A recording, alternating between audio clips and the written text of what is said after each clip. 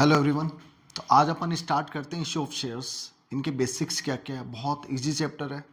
आप यदि इस पीपीटी को थोड़ा सा समझते हैं तो बिलीव करो ये 24 मार्क्स आपके श्योर आपके होंगे।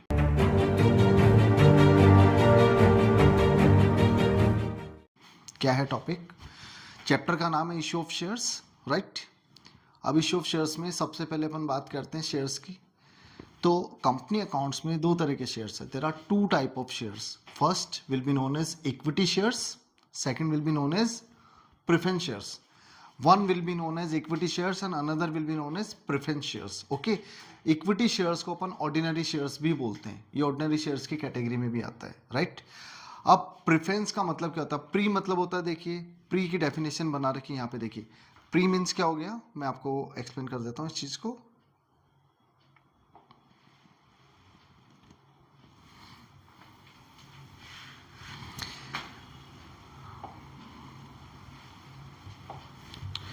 देखिए प्री फेंस, प्री मतलब हो गया बिफोर, मानी पहले, फ्रेंच मानी राइट, मानी इनको पहले राइट होता है। पहले राइट का मतलब ये हुआ इनको डिविडेंड पहले मिलेगा इक्विटी के, और यदि कंपनी कभी बंद हो गई तो इनको कैपिटल पहले मिलेगी।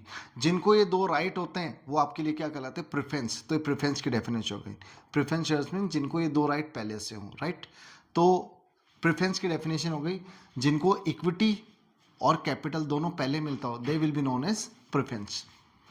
इक्विटी कौन से होते हैं? जिनको ये दो राइट बाद में मिले, they receive dividend and capital after preference, they will be known as equity. Equity also known as ordinary shares. इनकी एक ही कैटेगरी होती है, इक्विटी की कोई और कैटेगरी नहीं होती। जिसको अपन अकाउंटिंग वर्ड में इक्विटी शेयर्स बोलते हैं, उसी को अकाउंटिंग टर्म्स में फॉरेनर्स मानी एमएनसी जो कंपनीज है, मल्टीनेशनल कंपनीज, वो बोलती है ऑर्डिनरी शेयर्स। एक हो गया प्रेफरेंस शेयर्स। तो प्रेफरेंस शेयर्स की कैटेगरी है। एक तो हो गया प्रेफरेंस में क्या क्या हो गया, देखिए मैं इसको डिफाइन कर देता हूं डिटेल के अंदर।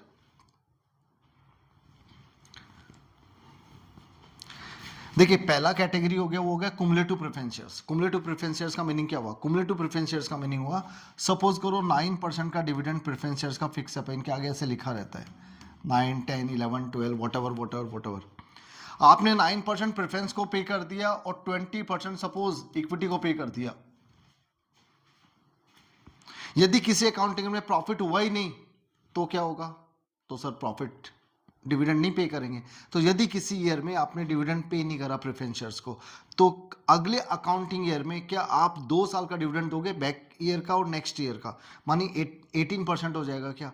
यदि 2 साल भी नहीं दे पाए तो क्या थर्ड ईयर 3 साल का दोगे क्या?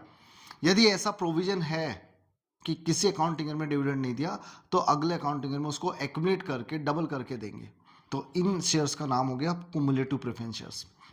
और यदि 1 साल के बाद में यदि डिविडेंड नहीं पे कर पाए तो अगले अकाउंटिंग में पिछले ईयर की कोई बात नहीं करी जाएगी, माने कोई डिविडेंड नहीं दिया जाएगा बैक ईयर का, उसको बोलते हैं नॉन कुमुलेटिव प्रेफरेंस शेयर्स। ये दो कैटेगरी हो गई। कुमुलेटिव मतलब इकट्ठा होता रहेगा, नॉन कुमुलेटिव मतलब नो इश्यू, आपको नहीं मिलेगा वो बैक वाला। एक हो गया पार्टिसिपेटिंग, थर्ड हो गया आपका पार्टिसिपेटिंग एंड नॉन पार्टिसिपेटिंग। दोनों को समझो। पार्टिसिपेटिंग का मतलब हुआ आपने प्रेफरेंस शेयर्स को 9% से डिविडेंड पे कर दिया और इक्विटी को 20 कर दिया, चलो दे दिया अपन ने, हो गया। इनको डिविडेंड देने के बाद में भी एक बहुत बड़ा अमाउंट प्रॉफिट का बाकी है कंपनी के पास में, तो क्या बचे हुए प्रॉफिट में से अगेन प्रेफरेंस शेयर्स को प्रॉफिट लेने का राइट है क्या? यदि है तो ये क्या कहलाते हैं आपके? Participating preference shares. और यदि इनको राइट नहीं एक्स्ट्रा प्रॉफिट में तो ये कहलाते हैं नॉन पार्टिसिपेटिंग प्रेफरेंस शेयर्स। ये दो अलग अलग कैटेगरी हो गई, ठीक है। रिडीमेबल, रिडीमेबल का मतलब एक टाइम ड्यूरेशन के बाद में इनके शेयर्स को क्या कर देते हैं? रिडीम कर देते हैं, ठीक है। और इरिडीमेबल का मतलब क्या होता है? जब तक कंपनी चलेगी तब तक चलेंगे, लेकिन प्रेफरेंस शेयर्स की मैक्सिमम लाइफ 20 ईयर की है। 20 ईयर से ज्यादा कोई भी कंपनी अपने शेयर्स को इश्यू नहीं कर सकती, राइट। ये आपका रिडीमेबल और इरिडीमेबल हो गया। एक हो गया convertible and non convertible. Convertible का मतलब क्या हुआ? कन्वर्ट हो जाएंगे। मानी एक टाइम ड्यूरेशन के बाद में कंपनी आपको ऑफर देगी कि नए शेयर्स ले लो, तो आप पुराने शेयर्स तो दे दो, बदले में नए शेयर्स ले लो। ये हो गया कन्वर्टेबल। और नॉन कन्वर्टेबल का मतलब क्या हुआ? नॉन कन्वर्टेबल का मतलब हुआ टाइम ड्यूरेशन के बाद में, टाइम गैप के बाद में कंपनी आपको सिर्फ पैसा देगी और कुछ भी नहीं देगी। ये इसका मीनिंग हो गया। तो आप ऐसे समझ सकते हो, कंपनी के अंदर ये छोटे भाई हैं और ये बड़े भाई हैं। सबसे पहले हर चीज पे राइट किसको होगा? छोटे भाई को होगा, उसके बाद में बड़े भाई को होगा। ये प्रोसीजर है, राइट।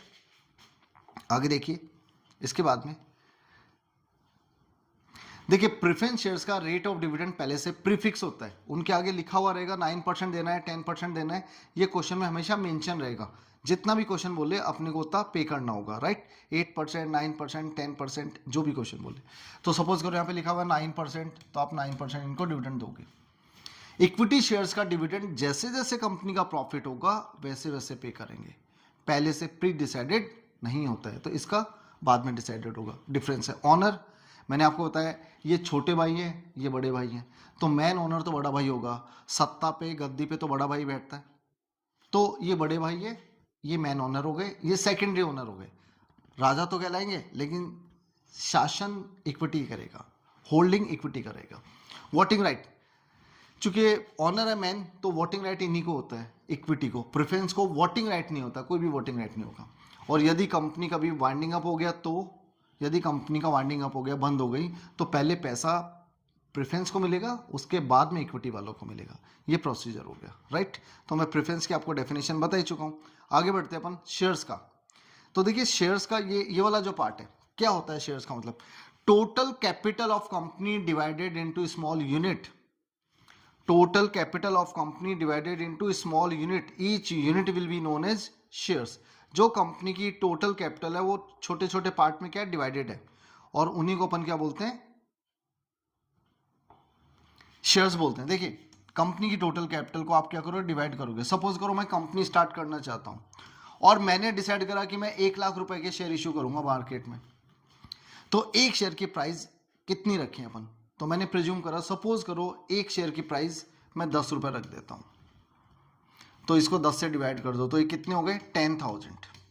मानी मैंने कंपनी की कैपिटल को 10,000 यूनिट में बांट दिया। ये 10,000 टुकड़े जो हैं, पीसेस जो है, इन्हीं को क्या बोलते हैं अपन? शेयर्स बोलते हैं। हर 10,000 जने जो हैं टोटल, वो हर जना मेरे को 10 रुपए देगा, तो 1,00,000 रुपया हो गया। तो total capital of company divided into small unit, each unit will be known as shares. एक यूनिट को अपन क्या बोलेंगे? शेयर्स बोल देंगे।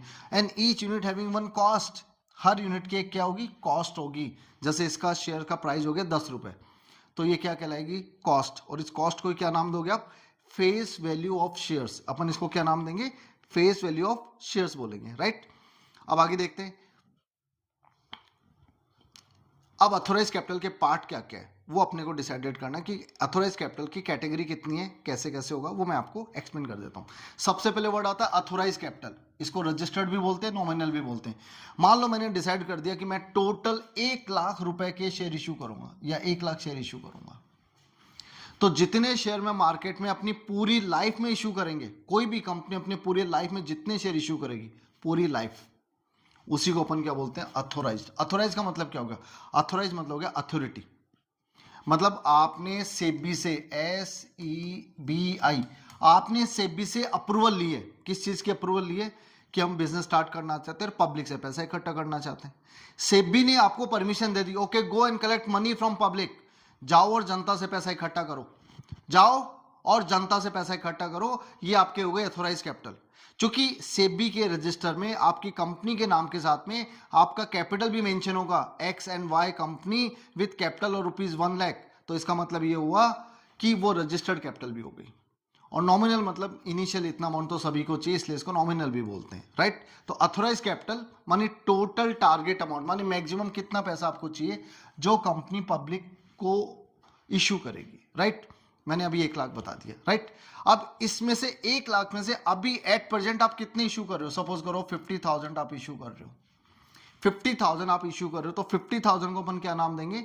50,000 कहलाएगा इशूड कैपिटल। तो इशूड कैपिटल की डेफिनेशन बनेगी a part of authorized capital offered to public। Authorise capital का वो हिस्सा जो पब्लिक को ऑफर करा अपन ने, that will be known as what? That will be known as issued capital. Authorise capital का वो हिस्सा जो अपन ने पब्लिक को ऑफर करा है कि आओ भाई खरीदो हमारे यहां से, 50,000 शेयर खरीद लो, राइट। अब इस 50,000 में से कितने शेयर पब्लिक ने ले लिए, उसको अपन क्या बोलेंगे? Subscribed capital. Means A part of issued capital taken by public. Issued capital का वो हिस्सा जो पब्लिक ने टेक ओवर कर लिया, that will be known as subscribed capital, right. जब आप बैलेंस शीट बनाओगे, बैलेंस शीट का एक क्वेश्चन 3 या 4 मार्क्स का ऑलमोस्ट हर बार बोर्ड में आया, हर बार बोर्ड में आया। तो जब आप बैलेंस शीट बनाओगे तो बैलेंस शीट में subscribed and fully paid up and subscribed not fully paid up, इन दोनों को अच्छे से समझना जरूरी होगा जब आप बैलेंस शीट बनाओगे। तो मैं बैलेंस शीट वाले पार्ट में इसको एक बार दोबारा डिफाइन कर दूंगा। अभी मैंने 3 कैपिटल बताई, कौन कौन सी बताई? सबसे पहले अथोराइज्ड। अथोराइज्ड मतलब कंपनी अपने पूरे लाइफ टाइम में कितने रुपए के शेयर इशू करेगी। सेकंड हुआ आपका इशूड कैपिटल। इशूड कैपिटल का मतलब हुआ अथोराइज कैपिटल का वो हिस्सा जो अपन ने पब्लिक को क्या करा, ऑफर करा है, और जितना ऑफर करा उतना पब्लिक ने कितना ले लिया है। मानी पहला अथोराइज कैपिटल, उसके बाद में इशूड कैपिटल, और उसके बाद में क्या आएगा, सब्सक्राइब्ड कैपिटल, राइट। इसके बाद में कैपिटल, कॉल्ड अप कैपिटल। तो आप कॉल्ड अप कैपिटल को समझिए। मान लो मैंने अभी तय करा था कि एक शेयर के प्राइजेस में रख रहा हूं 10 रुपए, 10 रुपीज। तो इस 10 रुपए का जो मैंने शेयर फाइनल कर दिया है, हो गया जो फाइनल है, तो उसके बारे में देखिए। उस 10 रुपए में से एप्लीकेशन पे 3 रुपए, अलॉटमेंट पे 3 रुपए, 2 रुपए, 2 रुपए इंस्टॉलमेंट्स है। ये फर्स्ट इंस्टॉलमेंट, ये सेकंड इंस्टॉलमेंट, ये थर्ड इंस्टॉलमेंट एंड ये फोर्थ इंस्टॉलमेंट। इन इंस्टॉलमेंट्स के ही नाम है, इसको बोलेंगे एप्लीकेशन। फर्स्ट इंस्टॉलमेंट को सेकंड इंस्टॉलमेंट अलॉटमेंट कहलाएगा, third instalment first call, then second and then third and fourth. ऐसा आपके सीबीएसई पैटर्न पे क्वेश्चंस में है, राइट। तो अपने को ये देखना, ऑल्दो मार्केट में ऐसा नहीं होता। मार्केट में जितनी भी कंपनी अपना आईपीओ लेके आती है वो सारे के सारे शेयर एक ही बार में इशू करती है, राइट। तो इसका मीनिंग हो गया, राइट। तो यहाँ पे called up capital, called up capital का मतलब हुआ इस 10 रुपए में से कंपनी ने कितने रुपए मांग लिए। जो कंपनी के शेयर्स की फेस वैल्यू है, उस फेस वैल्यू में से कंपनी ने कितने मांग लिए, उसको अपन क्या बोलते हैं, कॉल्ड अप कैपिटल, राइट। अब आगे देखते हैं अपन इसके बाद में paid up capital. Paid up capital क्या होगा वो आपको क्लियर करते हैं, राइट। देखिए पेड अप कैपिटल क्या होगा, जो आपने 10 रुपीज कॉल्ड अप था, इसमें से आपने कितने रुपए कॉल कर लिए, वो तो हो गया कॉल्ड अप, और उसमें से पे कितना कर दिया, that will be known as paid up. 10 रुपए का शेयर है, 3 रुपए एप्लीकेशन पे, 3 अलॉटमेंट पे, 4 फर्स्ट कॉल पे। मानिए पहली इंस्टॉलमेंट, ये सेकंड इंस्टॉलमेंट, ये third instalment, right. First instalment will be known as application, second instalment will be known as allotment, then first and final call. तो इस 10 रुपए में से आपने कितने रुपए मांग लिए, that will be called up, और उस मांगे गए अमाउंट में से कितना शेयर होल्डर ने पे कर दिया, that will be known as paid up capital. तो ये कॉल्ड अप और पेड अप हो गया। अब उसके बाद में अगला कैपिटल आता है reserve capital and capital reserve, दो अलग अलग वर्ड है। देखिए रिजर्व कैपिटल क्या होता है, रिजर्व मतलब होता है फेस वैल्यू का वो पार्ट जो कंपनी ऑनर से कब मांगेगी, जब कंपनी बंद होगी। मानी यदि कंपनी का वाइंडिंग अप नहीं हुआ तो कंपनी ये पैसा नहीं मांगेगी। तो ये हो गया आपका रिजर्व कैपिटल, मानी portion of uncalled up capital called up by company only at the time of winding up. जो पैसा कंपनी वाइंडिंग अप के समय मांगेगी शेयर होल्डर से, वो रिजर्व हो गया, क्योंकि वो ऑनर है और ऑनर के पास में रखवा दिया कि भैया बुरा वक्त आएगा तो हम आपसे ही पैसा ले लेंगे, नहीं आया तो नहीं लेंगे, आप अपने पास में रखो। क्यों, आप ऑनर हो, आप शेयर होल्डर हो, मतलब आप कंपनी के मालिक हो, ऑनर हो, तो पैसा आप अपने पास में रखो। तो अपन ने रिजर्व बना के कैपिटल का उनके पास में रख दिया, जो कंपनी अपने बुरे वक्त में अपने ओनर के पास जाएगी और उनसे मांगेगी, राइट। अगला वर्ड है reserve capital, capital reserve. Next capital reserve क्या है, कंपनी के दो तरह के प्रॉफिट होते हैं, एक रूटीन और एक नॉन रूटीन। देखिए प्रॉफिट रूटीन हो गया और नॉन रूटीन हो गया। जो रूटीन प्रॉफिट है उसको तो रखते हैं पीएनएल में, और जो नॉन रूटीन प्रॉफिट है उसको किस में रखते हैं अपन, कैपिटल रिजर्व के अंदर रखते हैं। ये इसका मीनिंग हो गया, राइट। आगे बढ़ते हैं। देखिए जो कंपनी के शेयर की फेस वैल्यू है वो पार, प्रीमियम, डिस्काउंट, 3 कैटेगरी में हो सकती है। पार का मतलब हो गया फेस वैल्यू के ऊपर, माने 10 रुपए का शेयर हो गया आपका, ठीक है। ये देखिए यदि 10 रुपए का शेयर 10 पे बेच रहे हैं अपन तो ये कहलाता है आपका पार। यदि 10 रुपए का शेयर 10 से ज्यादा में बिकता है, 15 में बिका, ये हो गया प्रीमियम। और 10 का शेयर 10 से भी कम में बिका, 9 में बिका, 8 में बिका, तो ये हो गया डिस्काउंट। तो ये पार, प्रीमियम और डिस्काउंट, ये 3 कैटेगरी हो गई शेयर्स को इश्यू करने की, राइट। अब देखिए इसके बाद में क्या है, एक बार वापस स्लाइड पे आता हूं मैं।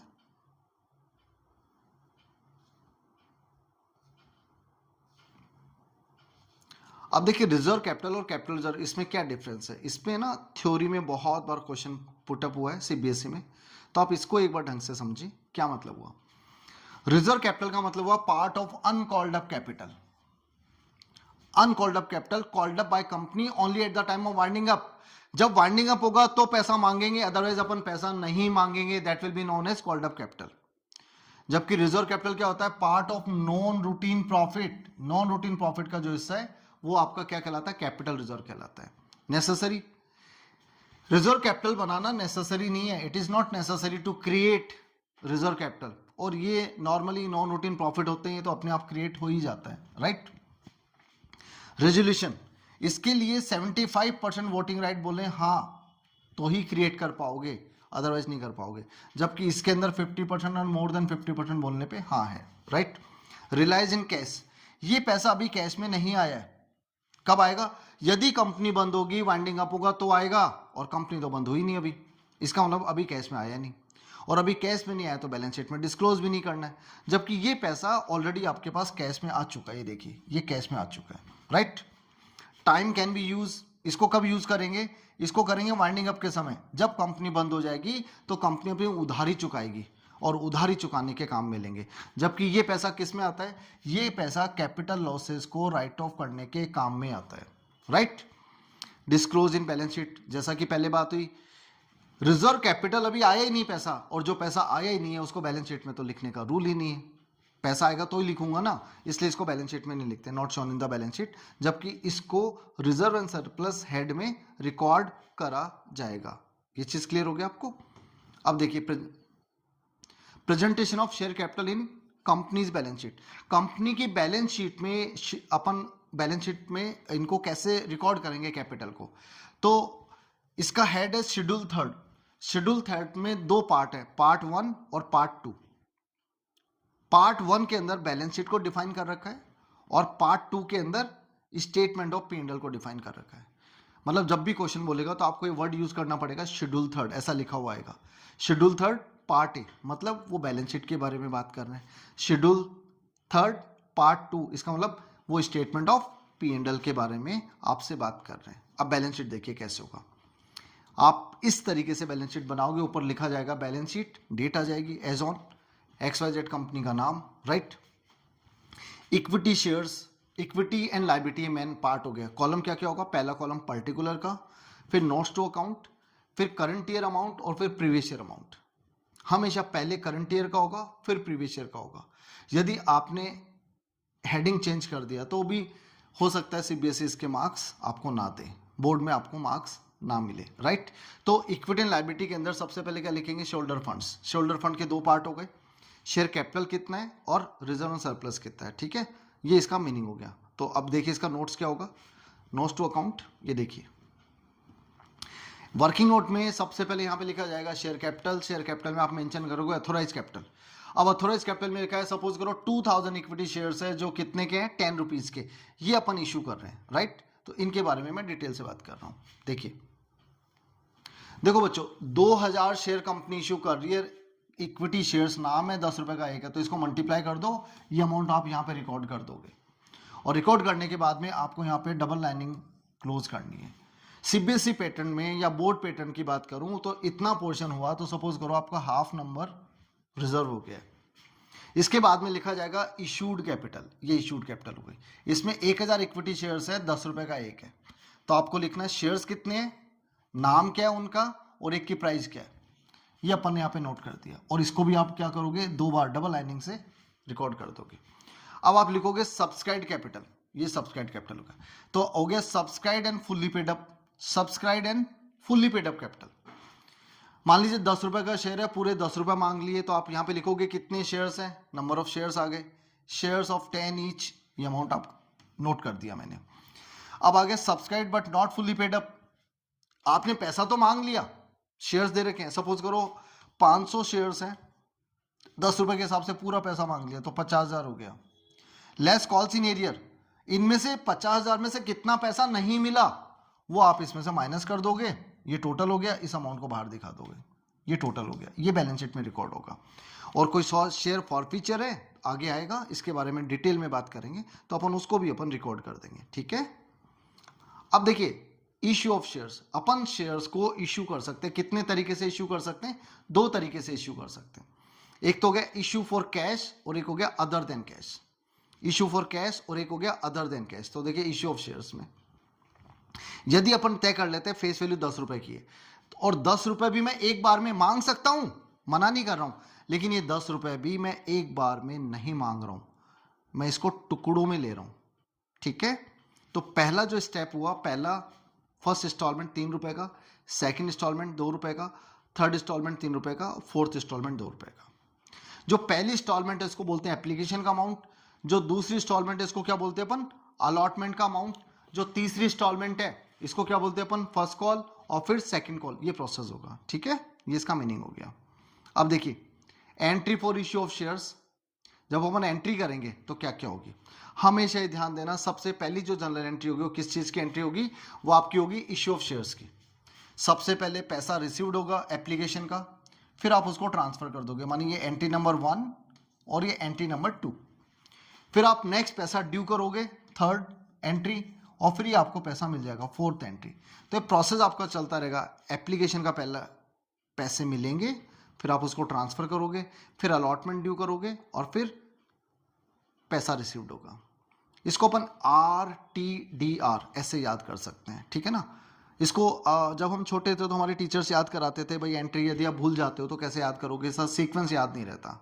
तो सिंपल है कि RTDR, तो रहना है तेरे दिल में, लाइक एक गाने का बोल बना लिया और उसको याद कर लिया, तो वो सीक्वेंस दिमाग में सेट हो जाएगा कि रिसीव्ड, ट्रांसफर, ड्यू और रिसीव्ड, ये प्रोसेस होगा। ठीक है, अब सबसे पहले एप्लीकेशन का पैसा मिलेगा आपको, राइट? ये एप्लीकेशन का पैसा मिलेगा, तो आप इसकी क्या जनरल एंट्री बनाओगे उसके बारे में बात कर रहे हैं, राइट? देखिए जब भी बैंक बैलेंस इंक्रीज होगा तो आप डेबिट कर दो, और डिक्रीज होगा तो क्रेडिट कर दो, ये रूल होगा। तो पहली एंट्री बनेगी बैंक अकाउंट डेबिट, क्योंकि बैंक बैलेंस इंक्रीज हो गया, bank account debit to share application, ये फर्स्ट एंट्री हो गई। ये तो हो गया पैसा रिसीव्ड। अब आपने पैसा किस लिए इकट्ठा करा है? कैपिटल के लिए, तो आप इस पैसे को कैपिटल में ट्रांसफर कर दो। तो अपन क्या करेंगे, एप्लीकेशन अकाउंट को क्या कर देंगे? डेबिट, क्योंकि जितने से आपने क्रेडिट करा उतने से डेबिट कर दो, और ये पैसा कैपिटल में ले जाओ। तो आपने देखो शेयर कैपिटल में लेके, ये सेकंड एंट्री हो गई। थर्ड एंट्री, अब अलॉटमेंट ड्यू करेंगे, तो आपने करा अलॉटमेंट ड्यू, तो share allotment account debit to share capital. Allotment को डेबिट कर दिया, मानी अलॉटमेंट अपना डेटर हो गया, उससे अपन पैसा लेंगे, तो ये अपने लिए डेबिट होगा टू शेयर कैपिटल। अब अलॉटमेंट का पैसा मिलेगा, तो मैंने अलॉटमेंट अमाउंट रिसीव्ड, जब अलॉटमेंट का पैसा मिलेगा तो क्या एंट्री होगी? Bank account debit to allotment, bank account debit to allotment, ये अपन एंट्री कर देंगे, राइट? ये देखिए पैसा मिल गया अलॉटमेंट का। अब आप फर्स्ट कॉल ड्यू करेंगे तो एंट्री बनेगी first call account debit to share capital. अब ध्यान दो, कैपिटल हमेशा क्रेडिट हो रहा है, तो एंट्री बनी first call to share capital. और जब पैसा मिलेगा तो फर्स्ट कॉल क्या हो जाएगा? क्रेडिट, तो एंट्री क्या बनेगी? Bank account debit to first call. मतलब पहले एप्लीकेशन हुआ, फिर अलॉटमेंट हुआ, और फिर फर्स्ट कॉल हुआ। एप्लीकेशन की 2 एंट्री, अलॉटमेंट की 2 एंट्री, और फिर फर्स्ट कॉल की 2 एंट्री। पहले एप्लीकेशन का पैसा मिलेगा, फिर ट्रांसफर करेंगे, इनका पैसा ड्यू होगा, रिसीव्ड होगा, ड्यू होगा, रिसीव्ड होगा, और ये प्रोसेस अपना चलता रहेगा। ये प्रोसीजर है इसका। आगे देखो इसके बाद में, ये देखिए when shares issue to promoter, यदि आप शेयर प्रमोटर को इशू करते हो, प्रमोटर कौन होते हैं? प्रमोटर कंपनी के मालिक होते हैं, जो पहले कंपनी के बारे में विजन बनाते हैं, सपना देखते हैं कि मेरी कंपनी ऐसी होगी, ये प्रोडक्ट बनाएंगे, यहाँ बेचेंगे, पूरा प्लान वो तैयार करते हैं, और एग्जिस्टेंस में लाते हैं कंपनी को कि ये कंपनी है, ये चीज़ बना रही है, प्रोडक्ट है, राइट? तो इन सारों के बारे में बात करेंगे अपन। तो प्रमोटर को अपन क्या करते हैं? शेयर इशू करते हैं, और जब प्रमोटर को शेयर इशू करते हैं तो आप उनसे पैसा चार्ज नहीं करते हो, फ्री ऑफ कॉस्ट देते हो। तो जब प्रमोटर को शेयर्स फ्री ऑफ कॉस्ट देंगे तो एंट्री क्या करेंगे? जब प्रमोटर को शेयर्स इशू करेंगे तो एंट्री बनेगी incorporation cost account debit to share capital. एक वर्ड है incorporation cost account debit to share capital. MCQ question आजकल बहुत आते हैं, हो सकता है उसमें इस चीज़ के बारे में पूछा जाए, या कोई क्वेश्चन में भी आ सकता है कि जब आप शेयर इशू करोगे प्रमोटर को, इतने शेयर इशू कर दिए, एंट्री पास करो, तो आपको एंट्री लिखनी पड़ेगी। एंट्री होगी incorporation cost account debit to share capital. ठीक है, अब shares can be issued at par और प्रीमियम, पहले बात हो चुकी है। पार का मतलब होगा फेस वैल्यू का फेस वैल्यू पे बिका तो पार, और फेस वैल्यू का एक्सेस पे बिका तो प्रीमियम। अब प्रीमियम कई बच्चे बोलते हैं सर होता क्या है। देखो बच्चों, मान लो आप कोई मूवी देखने जाते हो और मूवी पे टिकट लिखा हुआ है 100 रुपये, और बहुत ज़्यादा गैदरिंग नहीं है, बहुत ज़्यादा लोग पिक्चर देखने नहीं आए हैं, आपको इजीली 100 रुपये की टिकट 100 रुपये में मिल जाएगी और आप मूवी देख लोगे। तो टिकट का प्राइस भी 100 रुपये और आपने पेमेंट भी 100 रुपये करा, ये तो क्या हो गया, पार, PAR, पार। मान लो बहुत रश है, कोई फेस्टिवल है बहुत, और बहुत भीड़ आई हुई है, देखने वाले 100 है लेकिन 500 जने आ गए देखने वाले। अब क्या करना पड़ेगा, मूवी देखनी है तो जुगाड़ करना पड़ेगा। अब आप बात करोगे तो हो सकता है टिकट आपको 100 रुपये में ना मिले, ऑफकोर्स नहीं मिलेगी। आपको यदि पिक्चर देखनी ही है, मूवी देखनी ही है, तो आपको 100 रुपये से ज़्यादा पेमेंट करके आना पड़ेगा।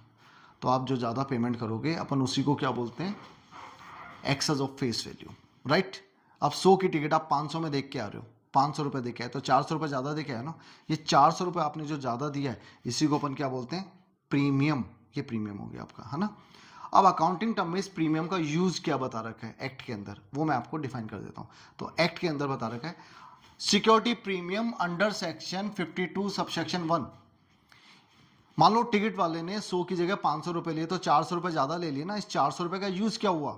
तो ऐसे कंपनी ने जो फेस वैल्यू से ज्यादा पैसा लिया है, उस ज्यादा पैसे का कंपनी किस पर्पस के लिए यूज कर सकती है उसके बारे में बता रखा है। क्या, सबसे पहले बोल रहे हैं right of preliminary expenses. Company के फाउंडेशन के जो खर्चे होते हैं, एनओसी लेना होता है, बहुत सारे डॉक्यूमेंटेशन करने होते हैं, ये कहलाते हैं आपके प्रीलिमिनरी एक्सपेंसेस, फाउंडेशन के खर्चे। और इन खर्चों को अपन इससे राइट ऑफ कर सकते हैं, ठीक है ना। कंपनी अपने ही शेयर क्या कर सकती है, बाय बैक कर सकती है, खुद के share, on shares, right. Money market में प्राइस को थोड़ा सा लेवल पे लाने के लिए कंपनी क्या करती है, अपनी जो प्रीमियम का पैसा है उसको यूज करते हुए अपने शेयर खुद खरीद लेती है, ताकि मार्केट में उसकी कैपिटल कम हो जाए, ठीक है। प्रीमियम प्रोवाइड करती है रिडम्पशन के समय, आप प्रेफरेंस शेयर या डिवेंचर पे रिडीम करना है तो उसके ऊपर हो जाएगा, ठीक है। Fully paid up bonus share अपन इशू कर सकते हैं, राइट। और यदि क्वेश्चन साइलेंट होगा तो अपन प्रीमियम का एडजस्टमेंट हमेशा किस पे करेंगे, अलॉटमेंट वाली एंट्री में करेंगे, ये याद रखने की बात है। तो मैन 2-3 बातें रखनी है ध्यान, क्या, premium preliminary expenses right of करने के काम में आएगा, खुद के शेयर बायबैक कर सकते हो, बोनस शेयर इशू कर सकते हो, और प्रीमियम यूज कर सकते हो रिडम्पशन ऑफ प्रेफरेंस शेयर्स और डिवेंचर के लिए, राइट। और क्वेश्चन साइलेंट होगा तो प्रीमियम का एडजस्टमेंट अलॉटमेंट पे होगा। कैसे होगा, देखिए, ये देखिए आप अब इस चीज को समझिए। क्या, देखिए सपोज करो 10 रुपए का शेयर है, 2 रुपए प्रीमियम पे इशू कर रहा हूं, ₹10 है और प्रीमियम है 2, एप्लीकेशन पे 3 रुपए हो गए, अलॉटमेंट पे 3+2, ये फर्स्ट कॉल और ये सेकंड कॉल। क्वेश्चन साइलेंट है तो अलॉटमेंट प्रीमियम का एडजस्टमेंट मैं समझा रहा हूं, क्या होगा, क्या एंट्री बनेगी, देखिए, शेयर अलॉटमेंट अकाउंट डेबिट, पहले एंट्री लिख लेते, 2 शेयर कैपिटल और 2 सिक्योरिटी प्रीमियम, ये जनरल एंट्री हो गई, ठीक है, ये आपकी जनरल एंट्री हो गई। अब देखिए यहां पे ये 3 रुपए, ये तो है कैपिटल का, तो आप ये लिख दोगे कैपिटल का अमाउंट 3 रुपीज, और ये जो 2 रुपए ये है प्रीमियम का, तो ये अमाउंट हो गया प्रीमियम का, ये अपन ने प्रीमियम लिख दिया, राइट, ये प्रीमियम हो गया। तो टोटल अपने को पैसा कितना चाहिए, 5, तो अलॉटमेंट डेबिट होगा 5 रुपए से, और अब पैसा मिलेगा अलॉटमेंट का तो 5 रुपए क्रेडिट हो जाएगा, क्योंकि आपने इसको डेबिट करा है, जितना डेबिट करोगे उतना क्रेडिट, तो एंट्री बनेगी bank account debit to share allotment, ये प्रीमियम की बात हो गई, ठीक है। आगे देखिए इसके बाद में क्या होगा, नेक्स्ट सपोज करो प्रीमियम का अमाउंट एप्लीकेशन पे दे रखा है, ये क्वेश्चन है 10+2, 3+2 on application, 3 on allotment and 4 on first and final call, ये क्वेश्चन की सीक्वेंस है। तो आप फर्स्ट एंट्री क्या करोगे, bank account debit to share application, first entry हो गई आपकी, पहली एंट्री होगी bank account debit to share application, 5 रुपए, जी हाँ आपको 5 रुपए मिल गए। अब आप इस पैसे को ट्रांसफर करोगे तो देखो ये ट्रांसफर की एंट्री हो गई, क्या एंट्री होगी ट्रांसफर की, share application account debit to share capital to security premium 532, ये अलग अलग आ जाएगा आपका, राइट। ये चीज क्लियर हो गया, ठीक है। अब देखिए आगे,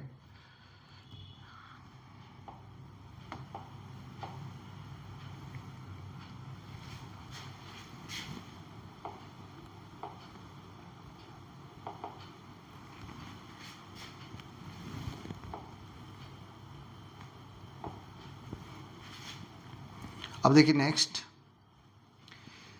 इफ प्रीमियम फर्स्ट कॉल के ऊपर है, तो देखिए 10 रुपए का शेयर है, राइट, और आप 2 रुपए प्रीमियम चार्ज कर रहे हो, तो देखिए ये 10 + 2 हो गया। फर्स्ट कॉल के ऊपर इस बार प्रीमियम है, तो एंट्री बनेगी share call account debit to share capital to security premium. देखिए 4 रुपए कैपिटल का, 2 रुपए प्रीमियम का, तो टोटल हो गए 6 रुपए, राइट। और अब आपको पैसा मिल जाएगा, तो मिलने की एंट्री क्या करोगे आप? मिलने की एंट्री होगी बैंक टू फर्स्ट कॉल, ये आपको पैसा मिल गया, bank to first call, right. तो प्रीमियम कभी भी हो सकता है, एप्लीकेशन पे भी, अलॉटमेंट पे भी और फर्स्ट कॉल पे भी। क्वेश्चन में क्या लिखा है अपने को फॉलो करना पड़ेगा। यदि क्वेश्चन साइलेंट है तो हमेशा इसका एडजस्टमेंट आप अलॉटमेंट के ऊपर करोगे, ये इसका मीनिंग हो गया, ठीक है। इसके बाद में आगे बढ़ते हैं। एक वर्ड आता है प्राइवेट प्लेसमेंट ऑफ शेयर्स, कुछ अलग वर्ड्स है। क्या मतलब होता है? जब कोई कंपनी अपने शेयर पब्लिक को इशू ना करके किसी पर्टिकुलर ग्रुप को इशू करती है तो उसको प्राइवेट प्लेसमेंट बोलते हैं। तो when company does not invite public for subscription of its share means raising capital through personal relation, private source etcetera, ये इसका मीनिंग हो गया। तो प्राइवेट प्लेसमेंट का मतलब हुआ जब कोई कंपनी अपने शेयर्स अपने पर्सनल सोर्स के थ्रू इशू करती है, उसको अपन क्या बोलते हैं? प्राइवेट प्लेसमेंट ऑफ शेयर्स बोलते हैं, ठीक है। एक यहाँ पे बहुत ही अच्छा थ्योरी का क्वेश्चन बनता है और पूछा भी गया, प्रैक्टिकली मान लो, थ्योरी तो क्यों मानते हो आप? सिक्योरिटी प्रीमियम कंपनी का प्रॉफिट है और यहाँ पे लिखा हुआ कि व्हेन इशू एक्सपेंसेस आपने क्या करे? सिक्योरिटी प्रीमियम से चार्ज कर लिए। एक्चुअली एक्सपेंसेस होते क्या है? खर्चा ही तो है, पेमेंट कर दो। तो आप क्या करोगे? आप एंट्री करोगे issue expenses, issue expenses account debit to cash या बैंक, जो भी आपने करा है। अब क्वेश्चन कह रहा है कि ये जो अमाउंट है इशू एक्सपेंसेस का, इसको आप सिक्योरिटी प्रीमियम से चार्ज कर लो। तो सिक्योरिटी प्रीमियम का बैलेंस कौन सा था? क्रेडिट। अब क्या करेंगे? डेबिट। तो देखो आपकी एंट्री बनेगी security premium account debit to share issue expenses, इसके अंदर कर दिया आपने। मतलब आपने, ये कैपिटल लॉस है और ये कैपिटल प्रॉफिट है, कैपिटल लॉस को कैपिटल प्रॉफिट से एडजस्ट कर लिया, राइट ऑफ कर लिया, ये इसका मीनिंग हो गया, ठीक है। इसके बाद में देखिए कई बार बोला जाता है कि कैश बुक यूज करो। तो जब आपको कैश बुक यूज करने को बोल रहे हैं तो आप पहले कैश का फॉर्मेट बना लो और जिस जिस एंट्री में बैंक वर्ड आ गया वो सारी ट्रांजैक्शन को आपको कैश बुक में रिकॉर्ड करना है और कहीं आप रिकॉर्ड नहीं करोगे। अब यदि आपने जर्नल में भी लिख दिया और कैश बुक में भी लिख दिया तो फिर वो गलत हो गया, फिर आपको पूरे मार्क्स क्वेश्चन में नहीं दिए जाएंगे, ये आपको ध्यान रखना है, ठीक है। एक वर्ड है अंडर सब्सक्रिप्शन। अंडर सब्सक्रिप्शन का मतलब क्या होता है? जितने शेयर बाजार में बेचने के लिए रखे हैं उसका कम से कम 90% शेयर बिक जाना चाहिए। यदि 90% नहीं बिके तो आपकी कंपनी स्टार्ट नहीं कर सकते, आपको कंपनी को अगले 7 दिन के अंदर पैसा वापस रिटर्न करना होगा। अगले 7 दिन के अंदर आप पैसा वापस कर दोगे उनको, तो ये आपके लिए क्या कहलाएगा? मिनिमम सब्सक्रिप्शन कहलाएगा। अब अंडर सब्सक्रिप्शन का मतलब हुआ 90 और 100 के बीच में जितने भी कॉल आए हैं 90% से 100% तक, वो आपका क्या कहलाएगा? अंडर सब्सक्रिप्शन कहलाएगा। तो when number of shares applied by the public is less than the number of shares offer, क्या मतलब हुआ इसका? डिटेल में देखें अपन। मान लीजिए आपने 10,000 शेयर रखे बेचने के लिए और पब्लिक ने लेने कितने आ गए? पब्लिक सिर्फ 9,000 शेयर ही खरीदने आई है, तो ये क्या हो गया? अंडर सब्सक्रिप्शन हो गया। अच्छा मान लो 9,000 से भी कम होता तो 90 से कम हो जाता, वो मिनिमम की कैटेगरी से बाहर हो जाता, फिर आपको पैसा रिटर्न करना होता। अब यहाँ पे दे रखा अगला वर्ड कि जब आप शेयर इश्यू करोगे वेंडर को, when share issue for consideration other than cash. मान लीजिए आपने कोई एसेट्स खरीदी तो आप एंट्री क्या करोगे? Assets account debit to vendor, उसका नाम। सपोज करो 90,000 के अपन ने एसेट्स खरीदी है तो इसकी एसेट्स की एंट्री हो गई एसेट्स टू वेंडर। अब आप इसको पेमेंट करोगे तो वेंडर क्या हो जाएगा? क्रेडिट। तो वेंडर को अपन क्या कर देंगे? डेबिट कर देंगे, राइट।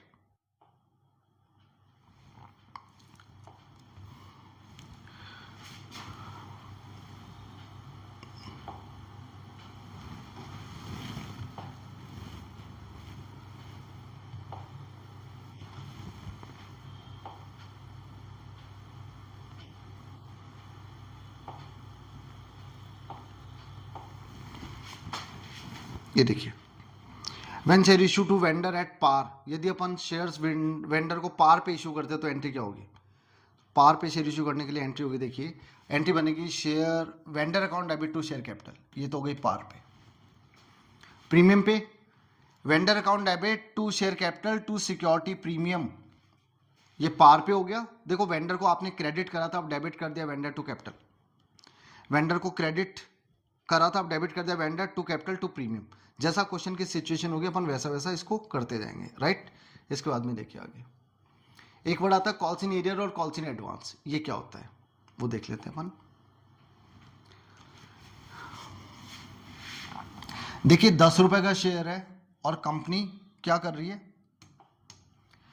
3 रुपए एप्लीकेशन पे, 3 रुपए अलॉटमेंट पे और 4 रुपए फर्स्ट कॉल पे, ये तो पे कर दिया, ये पे नहीं करा और ये पे नहीं करा।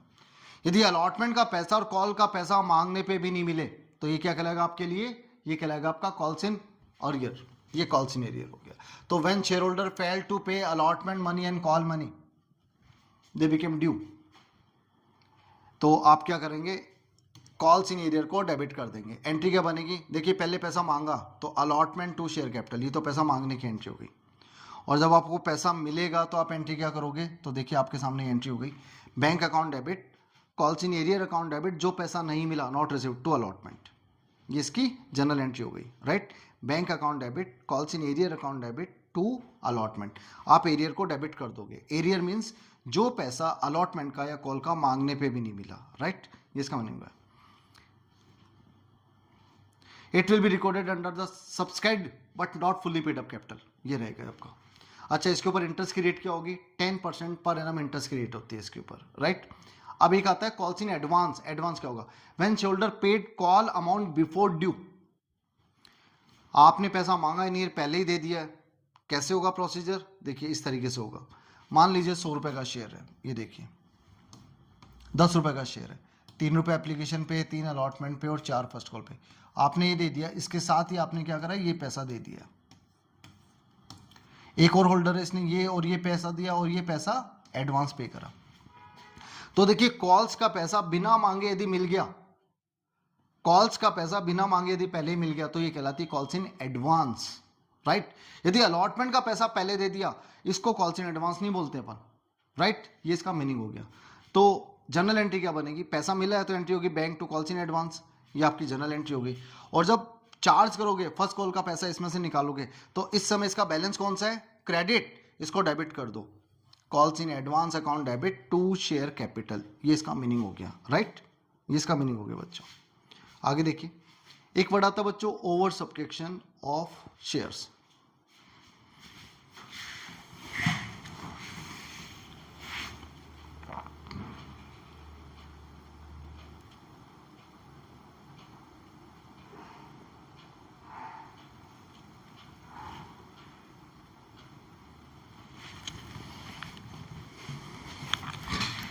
हाँ तो बच्चों आज अब टॉपिक स्टार्ट करता हूं मैं, ओवर सब्सक्रिप्शन क्या होता है।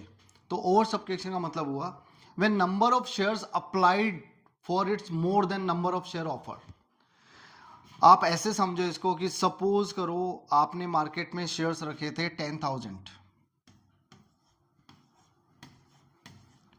और मांगने वाले कितने आ गए 15,000, तो शेयर्स तो 10,000 ये तो 10,000 ही दोगे, ज्यादा तो दे ही नहीं सकते, तो 5,000 का क्या एडजस्टमेंट होगा एक्स्ट्रा का, उसके बारे में कुछ रूल्स है जो अपने को समझने हैं, ठीक है ना। तो when number of shares applied मतलब 15,000 are more than the number of share offered, offer हो गए 10,000 के, ये तो अप्लाइड हो गया और ये आपका ऑफर हो गया, ठीक है। तो व्हेन एप्लीकेशन पे जो पैसा मिलेगा वो इसी का होगा, टोटल 15,000 से एंट्री करोगे और आगे का क्या प्रोसीजर होगा ये देखिए आप पहली जनरल एंट्री करोगे bank account debit to share application first entry, और सेकंड एंट्री क्या करोगे जितने से एप्लीकेशन को क्रेडिट करा उतने से डेबिट कर दो टू कैपिटल, यदि प्रीमियम है तो टू प्रीमियम, फिर पैसा अलॉटमेंट में लेके जा रहे हो तो टू अलॉटमेंट और टू कॉल्स, ठीक है, और टू बैंक रिफंड के लिए होगा, ये इसका प्रोसीजर होगा। मानी ये जो जनरल एंट्री है इस एंट्री को बोलते हैं अपन pro rata entry, pro rata, ठीक है। इसकी एक टेबल बनती है, ये देखिए ये टेबल हो गई आपके सामने, ये टेबल अपन यूज करेंगे, इसको इस चीज को अपन ऐसे यूज करेंगे, कैसे मैं आपको इसको एक्सप्लेन कर देता हूं। सपोज करो एक 10,000 शेयर्स ऑफर करे आपने, एक का प्राइस है 10 रुपए, 3 on application, 3 on allotment and 4 on first call. Clear है? अब एप्लीकेशन आगे सपोज करो, मान लेता हूं मैं, ये आगे आपकी 12,000, 15,000 कर दो इसको, 15,000 आपकी एप्लीकेशन आ गई। आपने क्या करा, इनमें से 12,000 को आपने शेयर्स दे दिए 10,000, और बाकी के जो 3,000 है इनको आपने मना कर दिया। तो शेयर अप्लाइड 15,000 में से 12,000 अलग कैटेगरी हो गई, 3,000 अलग कैटेगरी हो गई। 12,000 को आपने 10,000 दे दिए और 3,000 को रिजेक्ट कर दिया। तो इनका एक्स्ट्रा पैसा कितना हुआ? तो एक्स्ट्रा पैसा कैसे निकालेंगे? एक्सेस अमाउंट कैसे निकलेगा? अपन को इनका गैप लेना है। इसका गैप हुआ 2,000 इंटू 3, तो 2,000 को 3 से मल्टीप्लाई कर दो, ये 6,000 हो गया, राइट। ये हुआ 3,000, तो 3 इंटू 3 कितना हो गया? 3 से मल्टीप्लाई करेंगे 9,000। अब 9,000 तो सीधा अपन क्या करेंगे, रिफंड में लिख देंगे। ये पैसा तो आपको वापस करना है, ये पैसा अपने को नहीं चाहिए, क्योंकि आपने शेयर्स ही नहीं दिए, शेयर्स ही नहीं दिए तो पैसा तो वापस करना ही पड़ेगा ना। इनका पैसा देखिए, अब इनसे 10,000 से अब आप पैसा लोगे अलॉटमेंट का, और अलॉटमेंट का अमाउंट कितना है 3, तो कितना हो गया 30,000। उस पार्टी के 6,000 रुपये आपके पास ऑलरेडी है, तो आप क्या करोगे, ये 6,000 रुपये उठाओगे और अलॉटमेंट में यूज कर लोगे। ये अलॉटमेंट में यूज कर लिया। यदि कॉल्स और भी ज्यादा होता तो कॉल्स में यूज कर लेते, और कॉल से भी ज्यादा है तो फिर बचा हुआ अपन रिफंड कर देते। लेकिन ऐसा लिखा हुआ मिलेगा आपको क्वेश्चन में, अपने को वही फॉलो करना है। अदरवाइज अलॉटमेंट के बाद का पूरा पैसा अपन क्या करेंगे, वापस कर देंगे। ये इसका मीनिंग हो गया। ये बहुत इंपॉर्टेंट टेबल है, राइट। इसके बाद में आता है if question is silent, excess amount adjusted only up to the allotment balance. मैंने अभी भी बताया, क्वेश्चन में कुछ नहीं दे रखा तो अलॉटमेंट तक तो एडजस्ट कर लो, और अलॉटमेंट के बाद में कुछ भी पैसा है तो उसको रिफंड कर दो। यही है प्रोसीजर, है ना। If as per question excess amount use for calls also transfer to calls. 2 word और आएंगे आपके पास में, दैट विल बी, एक तो हो गया आपका आईपीओ इनिशियल पब्लिक ऑफर, और एक हो गया एफपीओ फॉलोइंग पब्लिक ऑफर। इसका मतलब होता है आईपीओ जब कोई कंपनी पहली बार पब्लिक के पास जाके पैसा मांगती है शेयर्स के थ्रू, फर्स्ट टाइम। हालांकि कंपनी कितनी भी पुरानी होगी, सपोज वो कंपनी 2015 में बन गई होगी, लेकिन आज वो कंपनी पब्लिक के पास जाके मार्केट में शेयर इशू करती है, पैसा लेती है, तो वो क्या कहलाएगा। जैसे ओला के इलेक्ट्रिक स्कूटर्स है, तो इन्होंने 2016-17 से काम शुरू कर दिया था इसके ऊपर, और कंपनी चल निकली थी। लेकिन अभी 2024 के अंदर इसका आईपीओ आया है, तो कंपनी का आईपीओ तो पहली बार आया है ना, इसलिए अपन इसको बोल देंगे आईपीओ इनिशियल पब्लिक ऑफर, जब कोई कंपनी पहली बार ऐसा करेगी। अब मान लो कंपनी अपना बिजनेस बढ़ाना चाहती है आज के 10 साल बाद में, 5 साल बाद में, 2 साल बाद में, और कंपनी को लगता है जो रेज करा था पैसा वो तो प्लानिंग के हिसाब से कम था, हमें और चाहिए, तो सेबी से परमिशन लेंगे और फिर और कैपिटल इशू कर देंगे। तो ये जो कैपिटल इशू करोगे इसी को क्या बोलेंगे, FPO following public offer. Second time, third time, fourth time जितने भी आप करोगे उसको F1 एफपीओ बोलते हैं, ठीक है ना।